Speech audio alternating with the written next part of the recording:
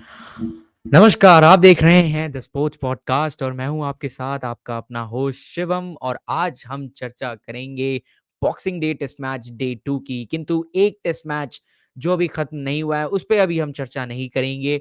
वो उसके खत्म होने के बाद मैं वीडियो अपलोड करूँगा। किंतु अभी हम चर्चा करेंगे पाकिस्तान बनाम ऑस्ट्रेलिया की एमसीजी के बॉक्सिंग डे टेस्ट की, जो कि बहुत ही शानदार हो रहा है। ऑस्ट्रेलिया की नज़र से, पाकिस्तान की नज़र से वो टेस्ट सीरीज़ उतनी बेहतरीन नहीं जा रही है जितना पाकिस्तान ने एक्सपेक्ट करा था। किंतु अभी खूब सारे चेंजेस हुए थे पाकिस्तान क्रिकेट की पूरे स्ट्रक्चर में, तो जिसके कारणवश उतनी ज़्यादा एक्सपेक्टेशन तो नहीं रखी थी, किंतु एक फाइट की एक्सपेक्टेशन ज़रूर रखी थी फैन्स ने। They must have expected their team to fight in Australia because Australia is a very tough place to tour and that is what getting proved right now in the series. So without talking about day 1, we can't proceed to day 2. So let's revise day 2. So माफ कीजिएगा. So let's revise day 1. तो day 1 पे proceeding रही ऐसी कि ज़्यादा खेल हो नहीं पाया। ऑस्ट्रेलिया की बल्लेबाज़ी थी, पाकिस्तान ने टॉस जीता था और ऑस्ट्रेलिया को बल्लेबाज़ी थमाई थी। ऑस्ट्रेलिया बल्लेबाज़ी करने आती है और 187 रन बना के जाती है 3 विकेट के नुकसान पे। क्रीज़ पे रहती है मानस लबुशेन और ट्रेविस हेड की पारी, जो आज सुबह डे 2 को और ऑस्ट्रेलियाई बल्लेबाज़ी को कंटिन्यू करने आती है। ऑस्ट्रेलिया बल्लेबाज़ी को कंटिन्यू करने आती है। ट्रेविस हेड होते हैं और ट्रेविस हेड जो है एक आक्रामक बल्लेबाज़, अग्रेसिव बल्लेबाज़, अपने एग्रेशन को पूरी तरह से दिखाते हैं पाकिस्तानी गेंदबाज़ों को। पाकिस्तानी गेंदबाज़ भले ही उतनी ज़्यादा एक्सपीरियंस नहीं है, किंतु अच्छी लेंथ पे गेंद गेंद डालने का आपको हमेशा लाभ मिलता है, हमेशा प्रॉफ़िट मिलता है, जो कि पाकिस्तानी गेंदबाज़ों को आज ज़रूर मिला। Outside he off stump ball डालते रह गए, चौथे से 5वें स्टंप पे बॉल डाल रहे थे शाहिन शाह अफरीदी, उसे ड्राइव कर रहे थे ट्रेविस हेड, उन्होंने काफ़ी चौके भी निकाले उधर से, किंतु अ, आखिरकार सब्र टूटा और ट्रेविस हेड जो है वो एज थमा गए तीसरे स्लिप में सलमान अली आगा को। और ऑस्ट्रेलिया सुबह की शुरुआत होते-होते, जहाँ सुबह जो है काफ़ी धूप खिली हुई थी, सुबह काफ़ी अच्छी लग रही थी, ऑस्ट्रेलिया के लिए सुबह हो जाती है ख़राब क्योंकि उनके एक अटैकिंग बल्लेबाज़, अग्रेसिव बल्लेबाज़ ट्रेविस हेड चले जाते हैं पवेलियन की तरफ वापस। शानदार गेंद थी वो शाहीन शाह अफरीदी की, एकदम टिपिकल टेस्ट लाइन पे वो बॉलिंग कर रहे थे और उसका पूरा भरपूर लाभ उनको मिला ट्रेविस हेड के विकेट के रूप में। हाँ, ये देखिए, ये बात हम सब अच्छे से जानते हैं कि अगर ट्रेविस हेड टिक गए, तो मैच एक तरफ़ा कर देते हैं, जो कि पाकिस्तान ने आज सुबह अलाउ नहीं किया ट्रेविस हेड को करने से। फिर दूसरे छोर से मानस लाबुशेन और मिच मार्श जो हैं, वो बल्लेबाज़ी कंटिन्यू करते हैं और मिच मार्श, आप, मैं और हम सब जानते हैं, एक और अग्रेसिव बल्लेबाज़, जो कि अग्रेशन दिखाते हैं, चाहे वो फ़ॉर्मेट कोई सा भी हो, बिल्कुल ट्रेविस हेड की तरह। तो मिच मार्श जो है, वो अग्रेशन दिखाते हैं। 2 बार हसन अली के ओवर में 2 बार 2 गेंदों पे आउट हो जाते हैं, किंतु वो असली में आउट नहीं था। रिव्यू लेते हैं और बच जाते हैं। पहला तो जो आपका एलबीडब्ल्यू होता है, उसमें बच जाते हैं। दूसरा कॉट बिहाइंड पे आउट दिया देते हैं अंपायर जो विल्सन, लेकिन वो आउट नहीं होते हैं, तो बच जाते हैं। उसके बाद थोड़ी अग्रेशन दिखाते हैं और 40 रन की पार्टनरशिप बनती है और सब्र का बाँध टूटता है। मानस लबुशेन का भी outside the off stump ball को कवर्स की दिशा में मारने के लिए जाते हैं और एज लग जाता है। एज लग जाता है और ऑस्ट्रेलिया जो है अपना 5वाँ विकेट गँवा देती है। अब स्ट्राइक पे आते हैं एलेक्स कैरी और मिचेल मार्श। एक साइड से मिचेल मार्श जो है वो अग्रेशन को पूरी तरह से कंटिन्यू कर रहे होते हैं। मिच मार्श जो है वो विकेट पे खड़े रहते हैं और उसके बाद एलेक्स कैरी जो है वो 10 रन के अंतराल में ही एक ज़बरदस्त कैच रिज़वान को थमाते हैं। रिज़वान, वो ज़बरदस्त कैच था कि अपने दाहिनी ओर रिज़वान डाइव करते हैं और उस कैच को पकड़ते हैं। ज़बरदस्त कैच होता है वो और ऑस्ट्रेलिया का यहाँ छठा विकेट गिरता है। फिर धीरे-धीरे ऑस्ट्रेलिया जो है विकेट गँवाती है और मिच मार्श को एक प्लान के तहत पॉइंट की दिशा में आउट कर दिया जाता है। इसी के साथ ऑस्ट्रेलिया ऑल आउट हो जाती है 318 रन के स्कोर पे, जो कि एक्सपेक्टेड स्कोर से काफ़ी कम था। ऐसा लग रहा था कि पाकिस्तान के खिलाफ ऑस्ट्रेलिया इस पहली इनिंग में बैटिंग करते हुए 400 रन से ज़्यादा बनाएगी, पर ऑस्ट्रेलिया को ये करने नहीं देती पाकिस्तान गेंदबाज़ी की अनएक्सपीरियंस्ड तिकड़ी और ऑस्ट्रेलिया को रोक देती है 318 रन के स्कोर पे। अब ऑस्ट्रेलिया की बैटिंग खत्म होने के बाद पाकिस्तान उतरती है बल्लेबाज़ी करने। पाकिस्तान जब बल्लेबाज़ी करने आती है, तो इंटेंट नज़र आता है। अब्दुल्ला शफ़ीक अपना पहला ऑस्ट्रेलिया दौरा कर रहे हैं और बहुत अच्छा खेलते हैं। Outside the off stump ball को ज़्यादा छेड़ते नहीं हैं। एकदम टिपिकल टेस्ट बल्लेबाज़ी उनसे देखने को मिलती है और जो गेंद खराब थी, उसको भरपूर क्या नाम है उसका फ़ायदा उठाते हैं और उससे बाउंड्री रन भी बटोरते हैं।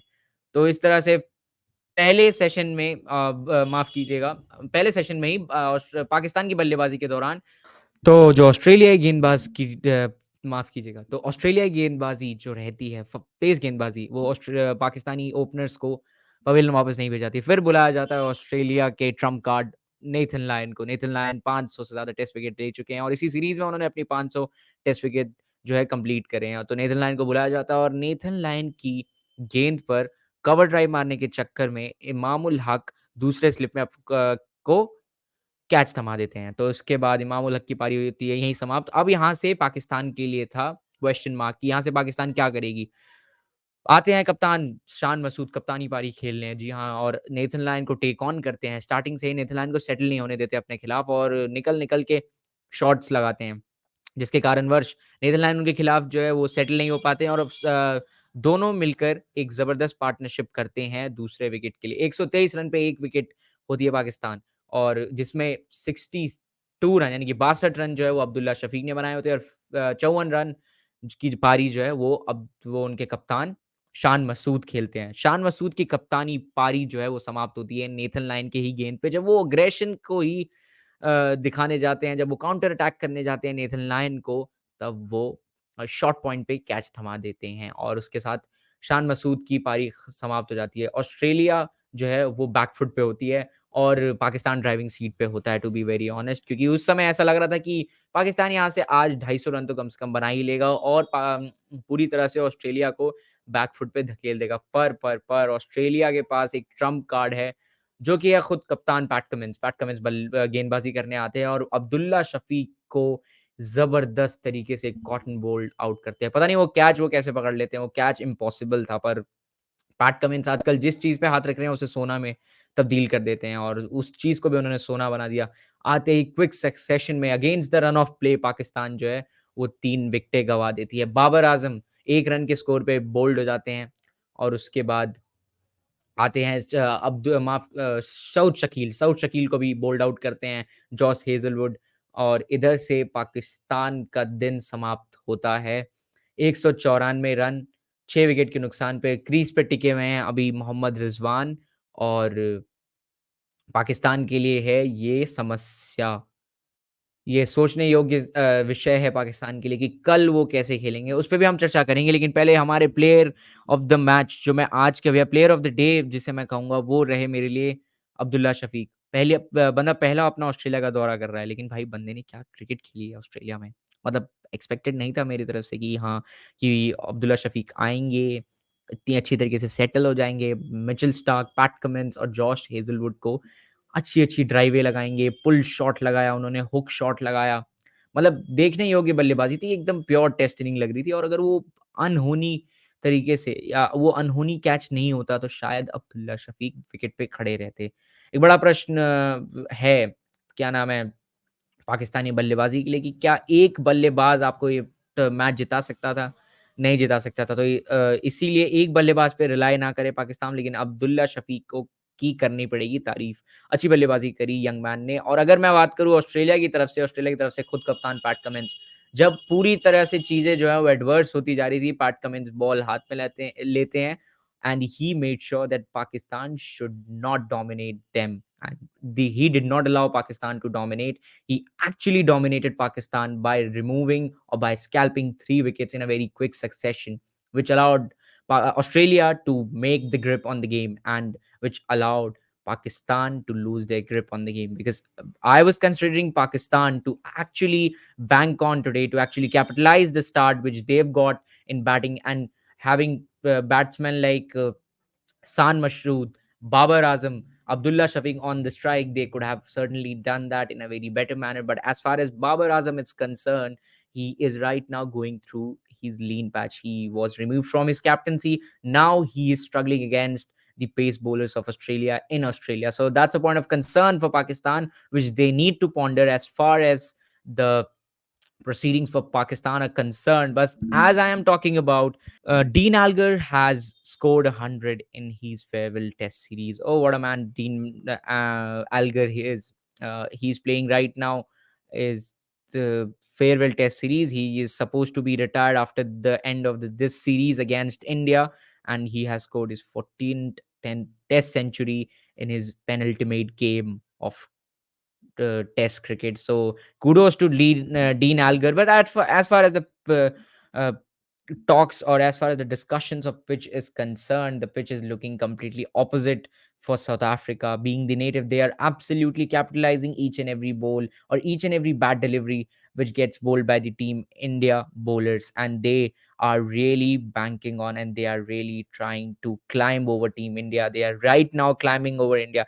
As I'm talking about, the score of the match is South Africa are leading by 3 runs. Yeah, you heard me right. 248 for 4. Yeah, they have already lost one more wicket, but that doesn't mean that they have lost the grip from on the match. They have certainly made their grip and made sure that this test match should not allow India to be the dominated side or to be the dominating side. So uh, kudos to South Africa. India needs to find some way, and now India would be targeting them to actually restrict us.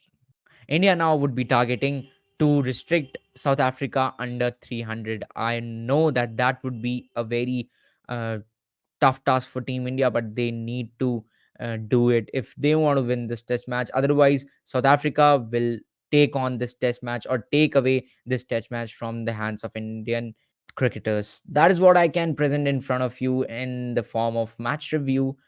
देखिए, Babar dismissal की मैंने बात करी। अब ज़रा बात करते हैं कि पाकिस्तानी टीम कल आगे क्या कर सकती है। देखिए, पाकिस्तान टीम में अभी रिज़वान बैटिंग कर रहे हैं और रिज़वान को कल एक एंड पकड़ के रखना है। रिज़वान जो है, वो कल कल का एक एंड छोड़ नहीं सकते हैं, क्योंकि रिज़वान पे बड़ी ज़िम्मेदारी होगी और एक प्रॉपर बल्लेबाज़ फ़िलहाल पाकिस्तान के लिए वही बचे हुए हैं जो, और उनका ऑस्ट्रेलिया में अच्छा प्रदर्शन भी है। तो रिज़वान है और आमिर जमाल जो कि ऑलराउंडर है, वो अपना पहला टेस्ट सीरीज़ खेल रहे हैं, तो उन पे टेस्ट सीरीज़ खेल रहे हैं, तो उन पे उतना दबाव नहीं होगा, पर रिज़वान को परफ़ॉर्म करना होगा, क्योंकि उनको लाया गया है सरफ़राज़ को ड्रॉप करके। इसी के साथ मैं लूँगा आपसे इजाज़त और आपसे मिलूँगा मैं कल। शायद मैं एक और वीडियो डालूँ इंडिया बनाम साउथ अफ्रीका के डे खत्म होने के बाद, और उसके चांसेस कम है। पर हाँ, ये मैं ज़रूर कह सकता हूँ कि कल मिलूँगा मैं आपसे, डिस्कस करेंगे और टेस्ट मैच को और डे 3 को भी बॉक्सिंग डे टेस्ट के। तब तक के लिए मुझे दीजिए इजाज़त। नमस्कार, जय हिंद।